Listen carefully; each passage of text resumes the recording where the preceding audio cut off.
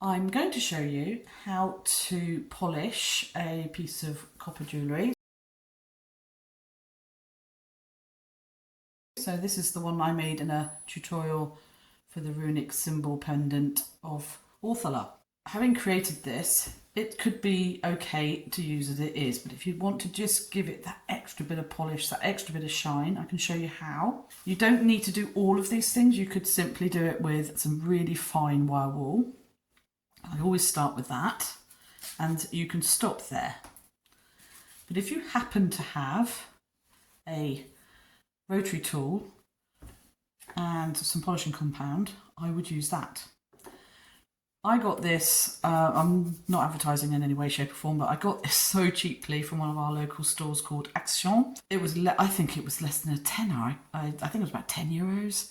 Very cheap, totally recommend it. It's wireless, charged with USB, and does the job beautifully, but it means I can take it anywhere. I absolutely love this tool, but you can get the electric ones as well. But this is so good because there's no wires in the way. And finally, if you want to then protect your copper pieces, and this works with any form of jewellery, silver, copper, anything, Renaissance wax is fantastic. It's not cheap for a tiny pot. It's about 16 euros, I think, but it lasts me years, literally years, and I do use it a lot. I'll just open this up for you and show you it.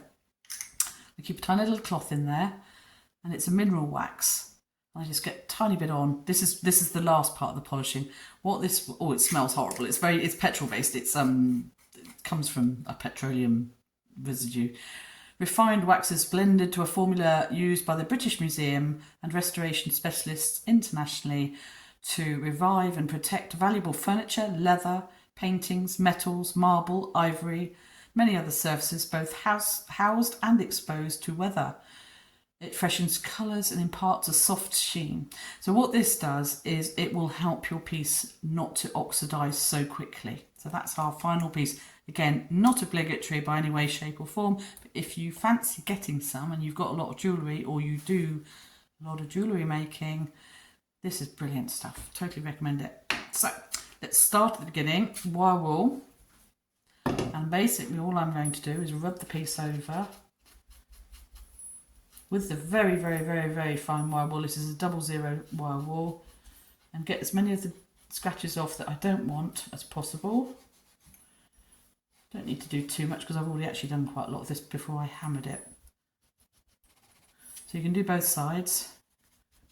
And as you can see, it does actually bring it up quite shiny. If that's all you've got, that is great. To keep this in a tub somewhere, every time you wear your piece of jewellery, you can just give it a light buffing and it will just take off the oxidization and make it shiny.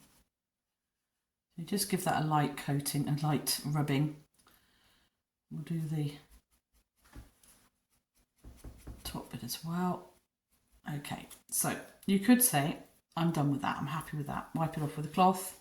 Next would be the polishing compound. I would wear a mask for this. I believe this contains some form of aluminium, so do be careful. You just need to get a little bit, you don't need a lot, a little bit of the polishing compound on your wool felted tip, polishing tip, and then we'll go from there. So I'll just get a little bit on. And then you hold your piece and polish.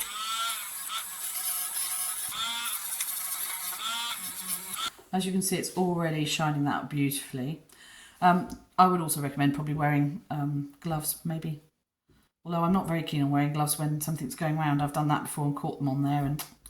But you know, like the latex gloves, because you can get very blackened hands. I'm going to put a tiny bit more polishing compound on and continue.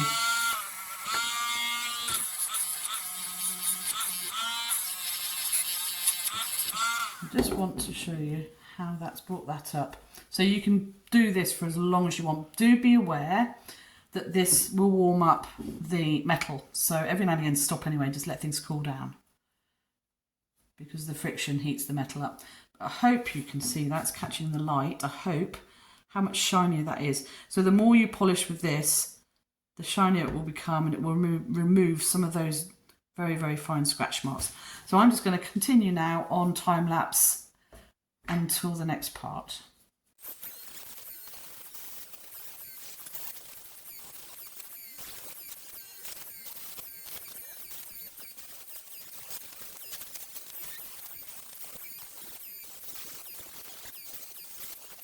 So you can take as long as you like over this. The more you polish, the shinier it becomes. So I'm just going to buff that up, remove any last bits of residue.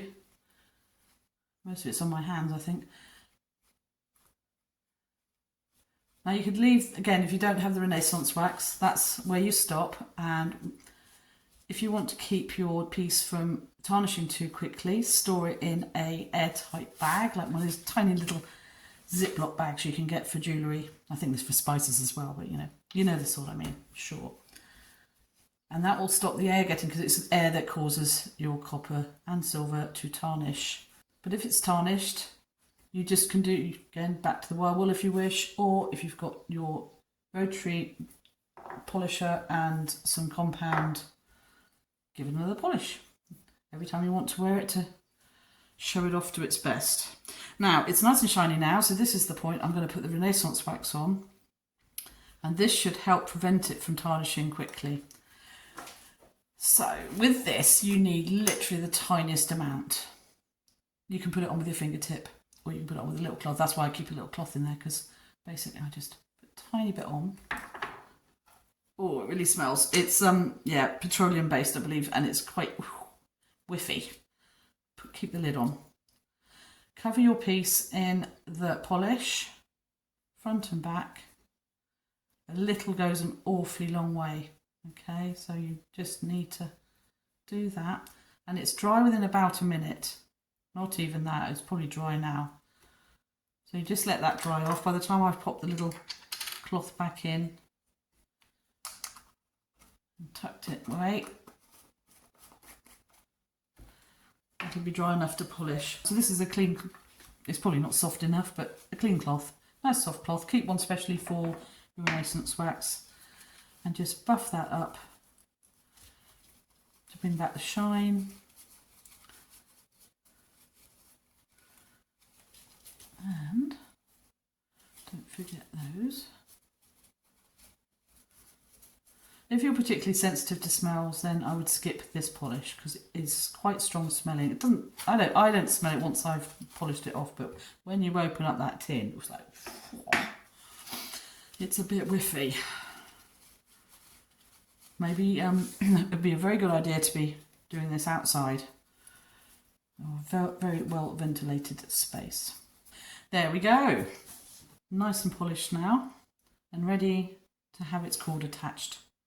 In a different video, I will be showing you how to make the cord clasps. Happy creating, everyone. See you next time.